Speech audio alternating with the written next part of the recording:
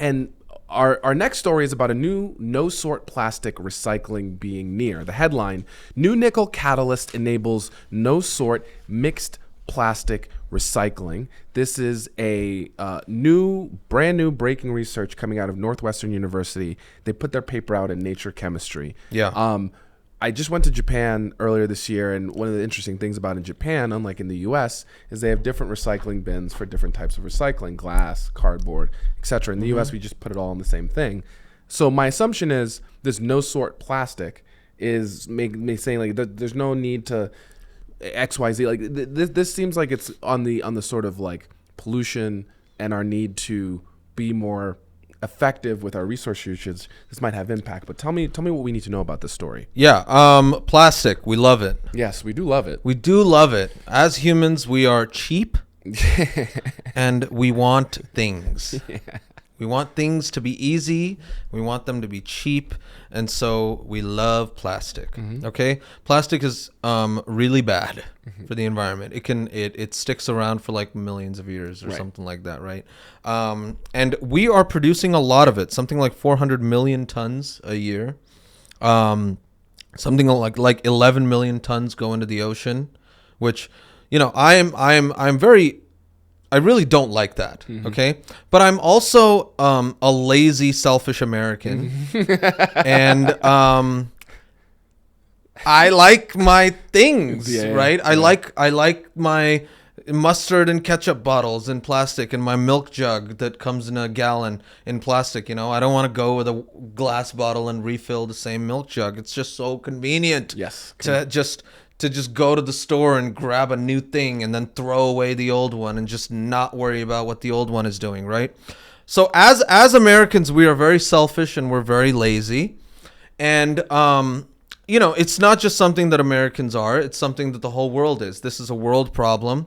And, everyone who says that, like, we need to start using less, it's just simply not a practical way to save the planet. Okay? Like, we love our planet, but we love ourselves and our comfort way more. Yeah. And that is just not going to change. Yeah. Okay? Even especially the developing countries, right? Like China and India and the continent of Africa that are also contributing immensely to this chaos of plastic and consumables and all this stuff. They're looking at the developed countries being like, no, you guys did that. Well, you guys just had 50 years of doing that, and now we're now it's like, I'm sorry, I can't use coal. Like, when that's the one resource that's super cheap to use to make electricity, which is something I need so I can like educate my kids. Yeah. So this idea that like, using humans doing less to save the planet is not going to work. Yeah. Okay. The solution that is going to work is scientific innovation to make our current lifestyle better for the planet and more sustainable. Sustainable for the planet. I know this is a hot take. I know about like how we need to deal with human-directed climate change because it is real, right? Humans are changing the planet. Yes. But my fundamental take is like we're not going to stop.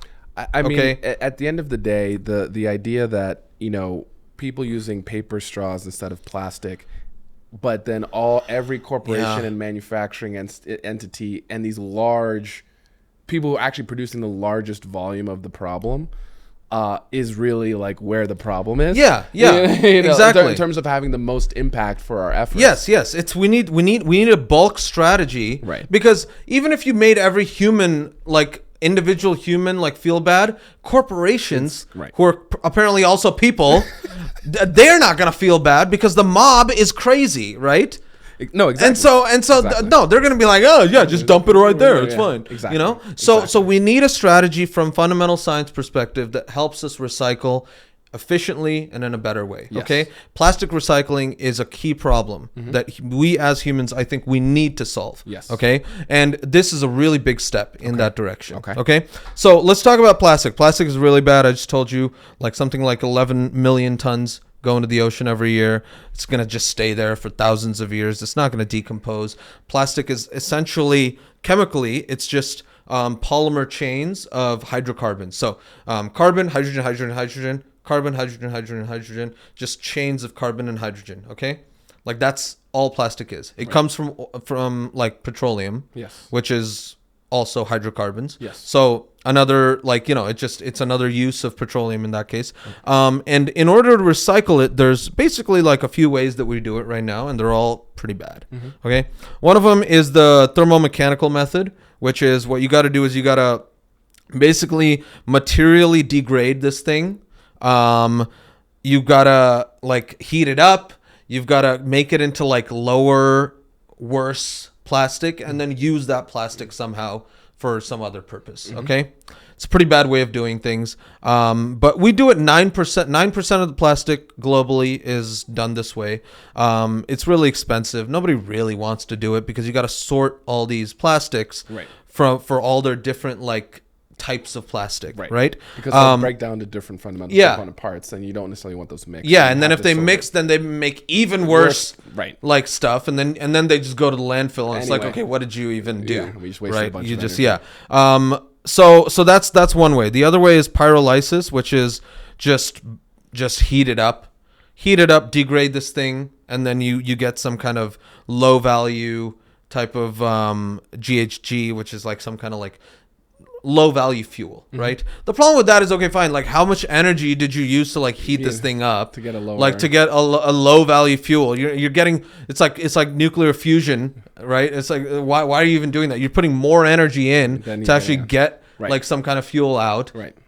On top of that, if oil prices are super cheap, then like why would you even do this? Right. So and whenever you're doing anything like this, there's also all of these contaminations that happen, right? Because plastic has like food products. Sometimes they have PVC, which is polyvinyl chloride. And if that gets in here and as it's degrading, so this polyvinyl chloride, it's found in like pipes, flooring. And if that gets in there, even in a batch, a small thing in a huge batch, that whole batch is done because you get this hydrochloric acid. All the equipment is done, and at the end of the day, you're dumping into the landfill anyway. Okay, so it's like it's really like kind of bad. We have a lot of bad options. We have a lot of bad options. Like the only good option is to take the plastic. Usually, it's in this thing called polyolefin, which is a CH2, carbon 2 hydrogens attached to a C and a H, and then some other thing, an R group, a residual group. Those are the things that are basically 2/3 of the global plastic chain. This is like, your milk cartons and plastic spoons and all, like plastic wrap and all this other kind of stuff. Single use, really short lifespan, just gets used, gets thrown. Okay, that's what we're trying to, at the end, ultimately. We're trying to recycle. We're trying to repeal and replace it. Yeah. Yes. Exactly. And what I just told you, right? The options are pretty bad. Right. Okay. There's one option that has a little bit of hope. Okay. And that is this thing called hydrogenolysis. Okay. Hydrogenolysis. Okay. It's basically breaking it down in the presence of hydrogen. And what it does is the hydrogen sort of comes in along with some kind of catalyst, like that helps this reaction, and that hydrogen comes in, and with the carbons and the hydrogens there, it creates hydrocarbons that can then be used for either fuel or like waxes or like these higher sort of lubricants, things like that you can recycle them to, right? So that's one way of doing things. That's like kind of a promising way of like recycling this plastic and putting it back into simple hydrocarbons, right? And that's something that's like much less worse for the environment, right? Like animals aren't choking on it and shit like that. So that's what we want to do. Now, usually this hydrogenolysis takes catalysts, and those catalysts require like higher order elements, rare earth elements, like platinum, palladium. We don't got a lot of that. Like stuff. The amount of plastic we got. We don't compared to the amount of platinum and palladium, like this is the stuff that Iron Man used to make his like new element. Thingy. Okay, so that's how rare it was that Marvel was using it in a movie. So we can't be dependent on platinum and palladium to like recycle the tons and tons of plastic, right? How many mines are we gonna get? Right. So the idea is you want to have a catalyst that is not that rare. That's what this team is doing. This makes fundamentally yes. Fundamentally, they found a way to catalyze hydrogenolysis, using a catalyst made out of nickel, which is very abundant. Furthermore, this catalysis only targets a specific type of this polyolefin. Okay, because as I said, this is the CH2, CH2, right? And then there's the R group. That R group can be sometimes H, which makes it polyethylene, or it can be sometimes polypropylene, which is the other group is another complex thing, like another CH2. So you get these with polyethylene, you just get this chain of carbons with hydrogens attached. Yes. Like a caterpillar. Yes. Or you get for polypropylene, you get the chain of carbons with carbon sticking out. Okay? And so what you want to do is you don't want to recycle these together. Okay. And usually that requires separation. And that's really, really just a pain. Yeah. All right, nobody wants to do this. Both time and cost prohibitive. Both time and cost prohibitive. And more importantly, it's cost prohibitive, right? And the consumer's not going to do it because, again, we're lazy. We don't want to do that. Yes, I love the earth, but I don't want to check under the bottle what kind of plastic it is before I throw it in the garbage. Because this goes back to the sorting issue, which is like, ideally, this is why you want to have the humans who have the products put it into different buckets so that when it gets to the facility to recycle, it is pre-sorted. But and it's like even if you got the humans to do it, though, do you really trust that human? That's the point. Like, I don't know if this human can read. Right. So it's like I don't know, right? The quality control so you would rather have a way of doing it within the chemical reaction, right? That targets one type of plastic and not the other, right? And that's what this thing is doing. So they developed a catalyst out of nickel. It's got aluminum, nickel, the usual carbon and all this other kind of stuff. And one of the cool things they did was this catalyst, you can imagine it as, again, a Lego block, okay? But this Lego block has only a single piece of, like, active site, okay? Whenever you have a catalyst, you have something called an active site, which is the part that does the locking and the moving around of the atoms, okay?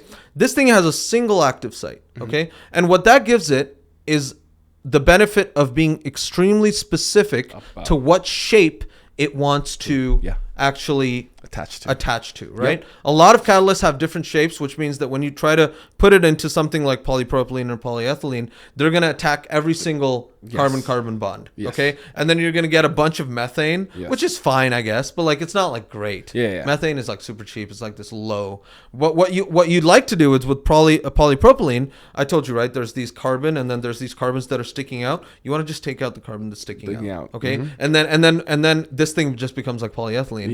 And then you can like then do those two together in some other sort of industrial process, right?